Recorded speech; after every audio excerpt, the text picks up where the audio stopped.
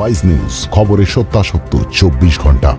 দমদমে ট্রেন চলাচলে বড়সড় প্রভাব পড়তে চলেছে। শিয়ালদা বিভাগের ডিআরএম দীপক নিগম এক পর্যবেক্ষণমূলক কাজে দমদম স্টেশনে আসে। তিনি বলেন, 18 এপ্রিল থেকে কাজ শুরু হয়ে 7 মে পর্যন্ত কাজ চলবে। আর এই সময় পর্ব জুড়ে স্বাভাবিকভাবে দমদম স্টেশনে ট্রেন চলাচলের বড়সড় প্রভাব পড়বে জানা গিয়েছে। শিয়ালদা বিভাগের ডিআরএম দীপক নিগম সংশ্লিষ্ট সকলকে আসন্ন অসুবিধার জন্য ধৈর্য ধরতে অনুরোধ করে। দমদম স্টেশনের সাধারণ মানুষের সঙ্গে কথা বলে আশ্বস্ত করলেন শিয়ালদা বিভাগের ডিআরএম দীপক নিগম।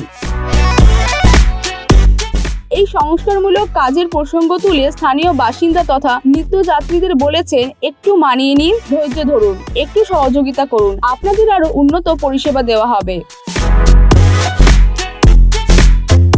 তবে তিনি যে শুধু সাধারণ মানুষের সঙ্গে কথা বলেছেন তা নয়, দমদমে যে কাজ শুরু হয়েছে তিনি তার পরিকাঠামোগত পরিস্থিতিও খতিয়ে দেখেন।